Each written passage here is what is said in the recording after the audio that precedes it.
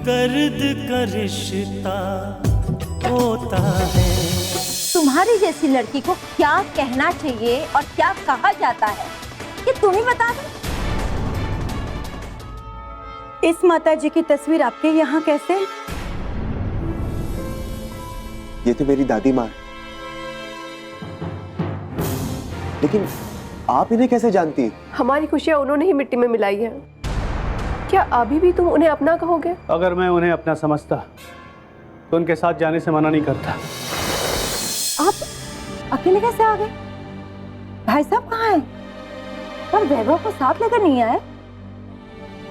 भाई साहब वैभव को अपने साथ लाना चाहते थे, पर वैभव ने आने से साफ साफ मना कर दिया। ये क्या कह रहे हैं आप? हाँ सरस्वती, हम लोग वैभव को जमानत दिलाने की कोशिश कर रहे थे। भाई साहब भी भागदौड़ कर रहे थे, लेकिन कालरा के आदमियों ने उसकी जमानत करा दी। उसके बाद कालरा खुद वहां वैभव को लेने पहुंच गया। एक तरफ कालरा और एक तरफ भाई साहब, दोनों ही वैभव को घर आने के लिए कह रहे थे, लेकिन वैभव ने भाई साहब के साथ आने से साफ साफ मना कर दिया। और ऊपर से वैभव इस गिरफ्तारी के लिए भाई साहब को जिम्मेदार ठहरा रहा था। हे भगवान, ये वैभव की सोच भी कहाँ जा रही है? उसने तो हम लोगों को दुश्मन ही समझ लिया। हाँ सरस्वती, उसने तो हमको दुश्मन ही समझ लिया है। और ये सोच वैभव की नहीं, ये कालरा की है। कालरा ने वैभव के दिमाग में ये अच्छी तरह से डाल दिया है कि हम सब लोग उसके दुश्मन हैं। उसकी शादी रुकवा दी गई, उसकी गिरफ्तारी हुई, और उससे ही बड़ी बात यह है कि इस गिरफ्तारी के पीछे गुप्ता की बेटी प्रिया का हाथ है। वो दोनों वहां पुलिस और एनजीओ वालों को लेकर साथ में पहुंचे थे। वैभव तो सीधे सीधे इस बात को ऐसे समझ रहा है क्योंकि गुप्ता जी हमारे ऑफिस में काम करते हैं। ठीक कह रहे हैं आप। वैभव भी यही समझेगा ना कि हमारे कहने पर गुप्ता जी पुलिस को लेकर वहां पहुंचे हैं। यही बात है सरस्वती, गुप्ता जी की वजह से एक बहुत बड़ी गलतफहमी पैदा हुई है, और इस गलतफहमी ने वैभव को हमसे और ज्यादा अलग कर दिया। तो अब क्या होगा? पता नहीं अब क्या होगा सरस्वती, कुछ भी समझ में नहीं आ रहा है। वैभव गिरफ्तार हुआ और अब उसकी जमानत भी हो गई, पर जमानत के बाद वो सीधा कालरा के घर चला गया। और भाई साहब कहाँ हैं? भाई साहब भी इसी तरह परेशान हो रहे होंगे। अब भाई साहब को लेकर क्यों नहीं आए? मैं भाई साहब को साथ आने के लिए कह रहा था, लेकिन भाई साहब बाकीलाल से मिलने चले गए। बाकीलाल से? हाँ सरस्वती, बाकीलाल से मिलना भी जरूरी है, क्योंकि अब हमारी वो जमीन, पूरी 20 एकड़ की जमीन बाकीलाल के नाम ट्रांसफर हो गई है। अब वो हमारी माँ को कब वापस लौटा रहा है, यही बात करने भाई साहब बाकीलाल के घर गए।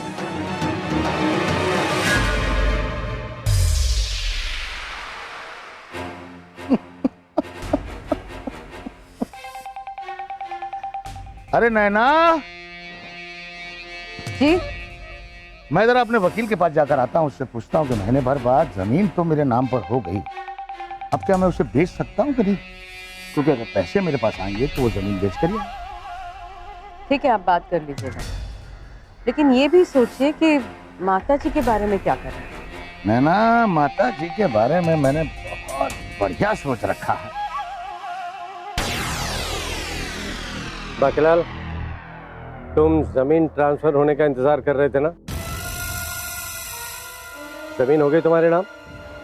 अब मैं तुमसे पूछने आया हूँ, हमारी माँ का। वो जहां भी है सुरक्षित है। बकवास मत करो बाके।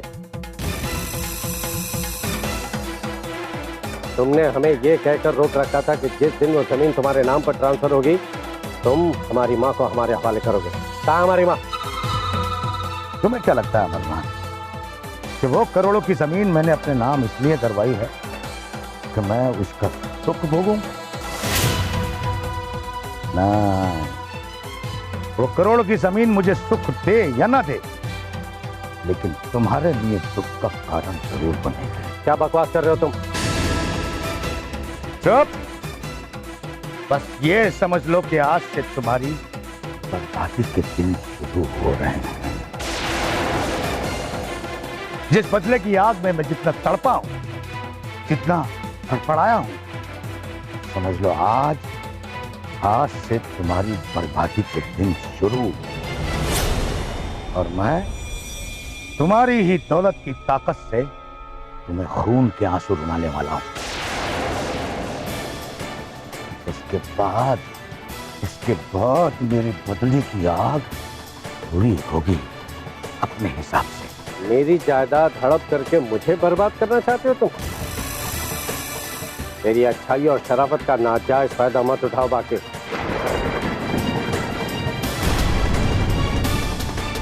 कल तुम क्या करोगे मुझे नहीं मालूम, लेकिन अब मुझे मेरी मां चाहिए। बात अमरनाथ, तुमने हमेशा मेरा अपमान किया है, यहां तक कि मुझ पर हाथ भी उठाया। एक ना एक दिन तुम्हें मेरे अपमान और हाथ उठाने की कीमत तो चुकानी पड़ेगी। कौन सी कीमत की बात कर रहे हो तुम बाकी? सारे रंग तो तुम दिखा चुके हो। एक बात याद रखना, जिस दिन हम मजबूर हुए ना, तो तुम्हारी वो करोड़ों की जमीन जो तुम्हारे नाम है वो तुम्हारे किसी काम नहीं आएगी।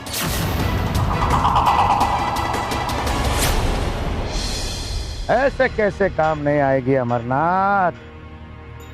वो सारे के सारे अपमान जो थप्पड़ तुमने मुझे मारे थे, उन सबकी कीमत तो तुम्हें चुकानी पड़ेगी। अरे याद है अमरनाथ, तुमने मुझे मेरी बीवी के सामने थप्पड़ मारा था? वो अपमान मैं आज तक नहीं भूलाऊंगा। भले ही आज तक तुम्हारा समय रहा हो, लेकिन आज के बाद मेरा समय शुरू होता है। अरे जाओ, निकल जाओ यहां से।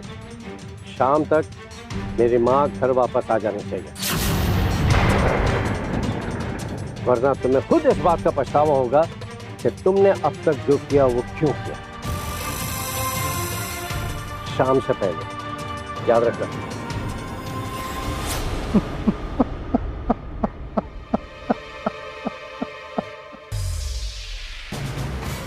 अमरनाथ, तेरी मां तो नहीं, लेकिन उसकी खबर तुझ तक जरूर पहुंचेगी। भाई साहब जब भी आते हैं 4 बातें सुना कर ही जाते हैं आप। जल्दी लेकिन बल नहीं। जरा तेवर तो देखिए इनके। नैना, यह अमरनाथ झुकेगा नहीं, और मुझे इसे झुकाना भी नहीं। इसे तो मुझे तोड़ना है, और वो भी एक टूटे हुए पेड़ की तरह। और जब ये टूटे हुए पेड़ की तरह गिरेगा, तो नहीं उठेगा अपने हिसाब से।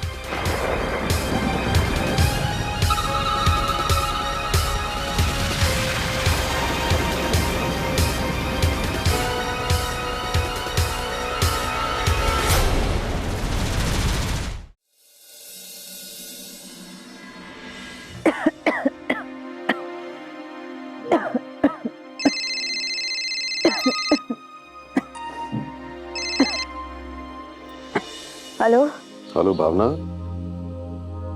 अरे तुम्हारी आवाज कांपती हुई से क्यों लग रही है? कुछ नहीं, थोड़ी सी तबीयत खराब हो गई थी।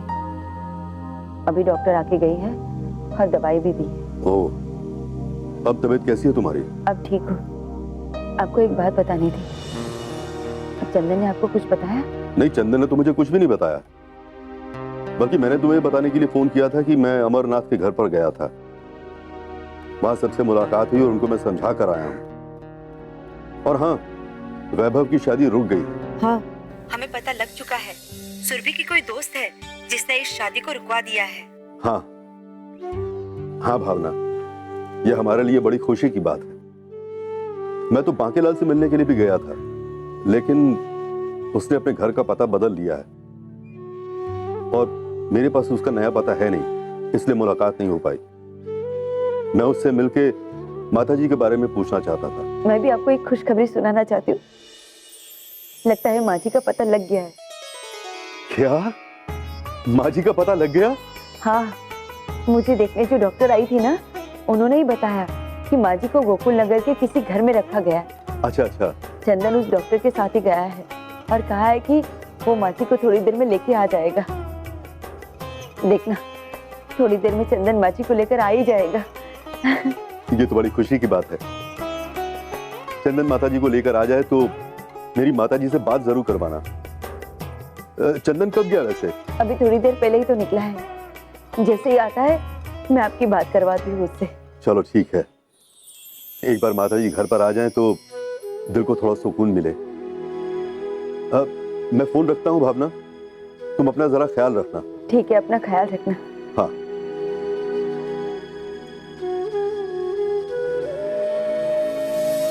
माता जी।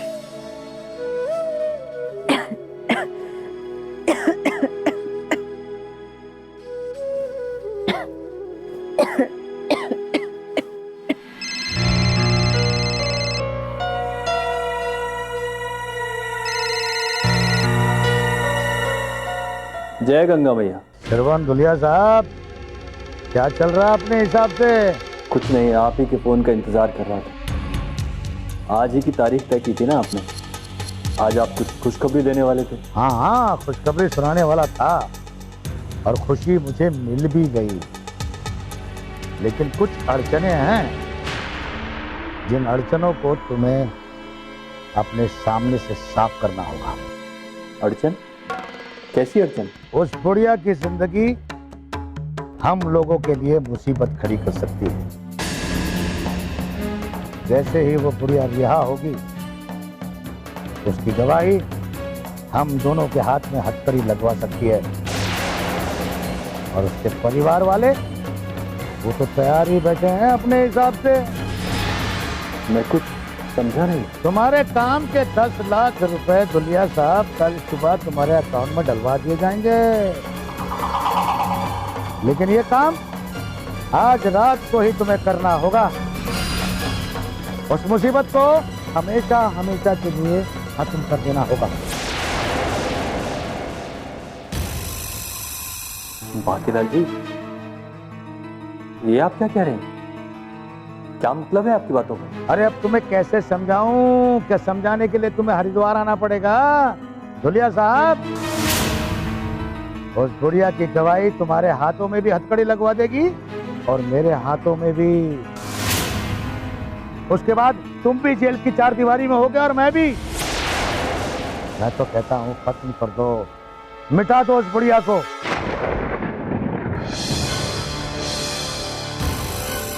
लेकिन पहले तो आपने कभी ऐसा कुछ नहीं कहा। अच्छा, तो अब तुम्हें भी समझाना पड़ेगा दुलिया साहब। अरे तुम्हें समझाने की क्या जरूरत है?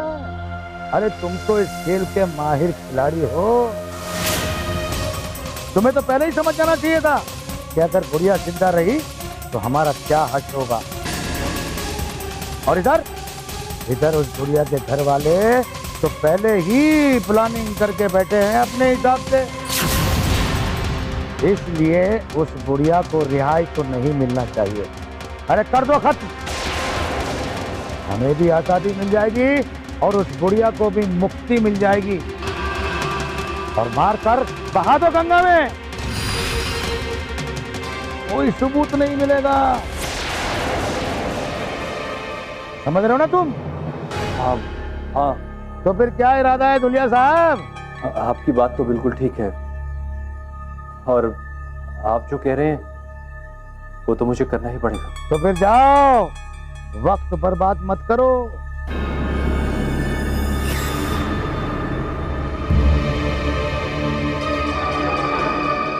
जाओ और बुढ़िया को ठिकाने लगा दो अपने हिसाब से। ठीक है।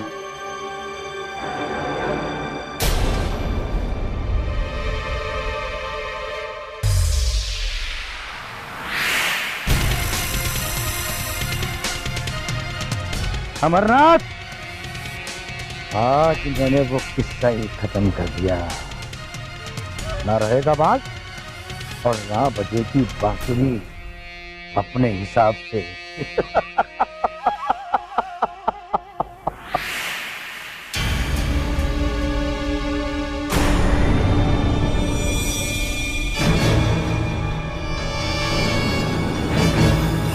बरखा, तुम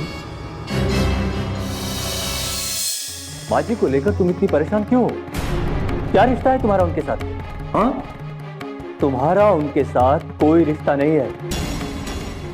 दर्द का रिश्ता होता है। बरखा, तुम क्या बात है भैया, आप कुछ परेशान लग रहे हो? नहीं नहीं, ऐसी कोई बात नहीं है। तुम रुको, मैं थोड़ी देर में आता हूँ। भैया वो दरअसल मुझे माता जी के बारे में कुछ बात करनी थी। माँ जी के बारे में? हाँ, वो आपने कहा था ना हम उन्हें आज आज़ाद कर देंगे, तो आपकी बात हुई बाकीलाल से? हाँ, बात हुई। लेकिन बरखा, तुम्हें माँ जी को लेकर परेशान होने की कोई जरूरत नहीं है।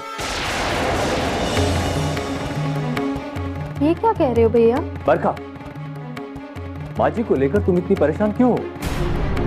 क्या रिश्ता है तुम्हारा उनके साथ? हाँ, तुम्हारा उनके साथ कोई रिश्ता नहीं है।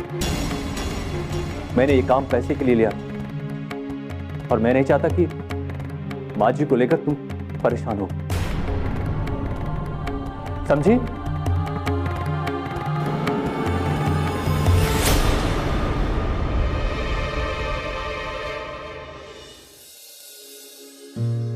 डॉक्टर, आपका ये एहसान मैं कभी नहीं भूलूंगा। अरे एहसान की कोई बात नहीं थी, शायद ऊपर वाले की यही मर्जी थी कि आप मुझे अपने घर ले गए और मैंने माता जी की तस्वीर देख ली। पर मैं ये सोच भी नहीं सकती कि माता जी को यहाँ पर अगवा करके रखा गया।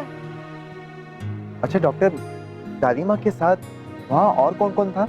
और तो कोई नहीं था, एक आदमी था जो मुझे लेकर गया था और माता जी के साथ एक लड़की थी जो उनकी देखभाल कर रही थी।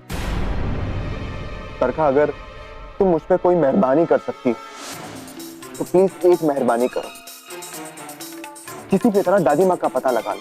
चंदन, मैं कह रही हूँ ना, दादी माँ कुछ दिनों में छूट जाएंगी, भैया खुद उन्हें छोड़ के आएंगे। अब देखो, मैं भैया से ज्यादा पूछूंगी तो उन्हें शक नहीं हो जाएगा। मुझे खुद माता जी ने बताया, उन्हें चिंता इस बात की है कि गुजरता हुआ एक एक दिन उनके परिवार के लिए बिखरने की वजह बनता जा रहा है। बरखा, कहाँ हो तुम? मैं तो घर पे हूँ। और तुम्हारे भैया? वो पता नहीं कहाँ है।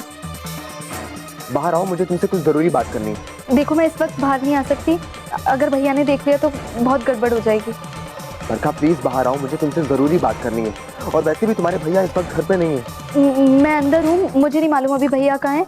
अच्छा, मैं तुमसे शाम को आकर मिलती हूँ, ठीक है? ये लोग बड़े गंदे किस्म के होते हैं, इनका पैसे के सिवाय और कोई धर्म ईमान नहीं होता है।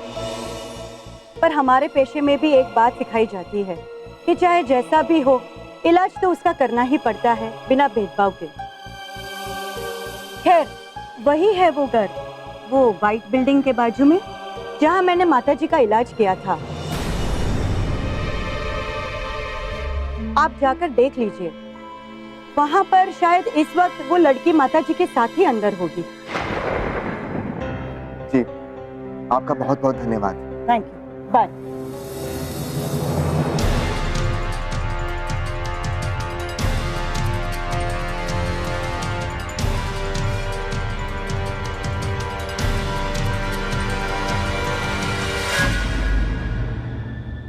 दादी माँ, दादी माँ,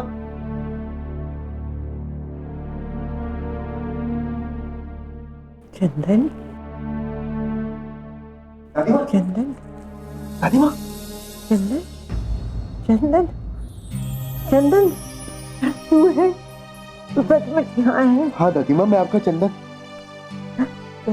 दादी माँ, आपको तो तेज बुखार है।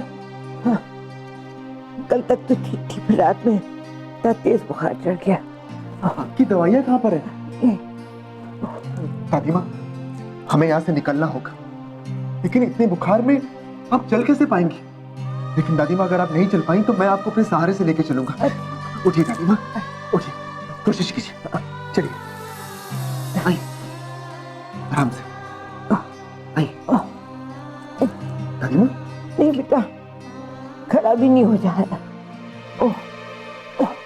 दादी माँ कोशिश कीजिए, हमें यहाँ से जल्दी निकलना होगा, इससे पहले कि यहाँ कोई आ ना जाए। उठिए दादी माँ, कोशिश कीजिए, उठिए। नहीं बेटा, यहाँ कोई नहीं आएगा, सिर्फ केवल बरखा आएगी।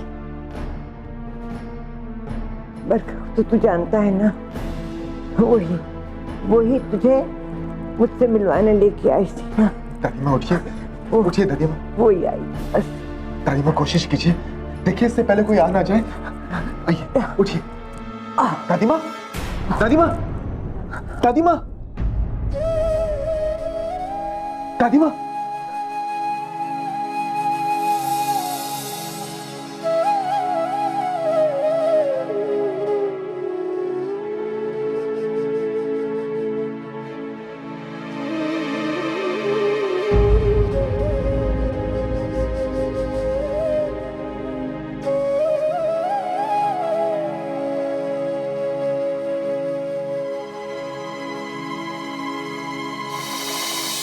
आओ मेरे उत्तराखंड। वहाँ के लाल जी, वैभव को जमानत मिल चुकी है। दर्द का रिश्ता होता है।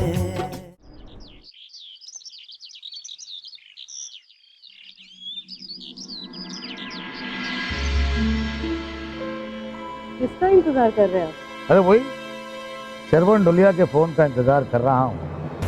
अगर उसने वही किया जैसा मैंने उससे कहा है, तो फिर अमरनाथ को मैं बताऊंगा कि खेल क्या होता है। तो आखिर क्या सोचा है आपने? तुम देखना नैना कि मैंने जो सोचा है अगर ऐसा हो गया तो इस अमरनाथ को तो मैं उस बुढ़िया की मौत पर आंसू बहाने का मौका भी नहीं दूंगा। बस एक बार शरवण डोलिया वो कर जाए जैसे मैंने सोचा, फिर देखना क्या होता है अपने हिसाब से। आओ मेरे उत्तराखंड। वहाँ के लाल जी, वैभव को जमानत मिल चुकी है। वो कानून से रिहा हो चुका है। ठीक है सुनील, अब तक तो तुम मेरे लिए छोटे छोटे काम करते थे, अब ये बताओ कि तुम और कौन कौन से काम कर सकते हो? आपके लिए तो मैंने जो आपने कहा वो मैंने किया, और जो भी आप आगे काम बताएंगे ना वो भी हो जाएगा। बस कीमत की बात है, जितना बड़ा काम उतनी बड़ी कीमत। वेरी गुड, बहुत आगे जाओगे। अगर किसी को गोली मारना हो तो तुम्हारे हाथ तो नहीं कांपेंगे? वैभव तो जेल से छूट कर आ गया, लेकिन अब की बार बारी है तो अमरनाथ की। हम फंसे हुए हैं। जब तक माँ का पता नहीं चल जाता, हम बांके लाल के खिलाफ एक कदम नहीं उठा सकते।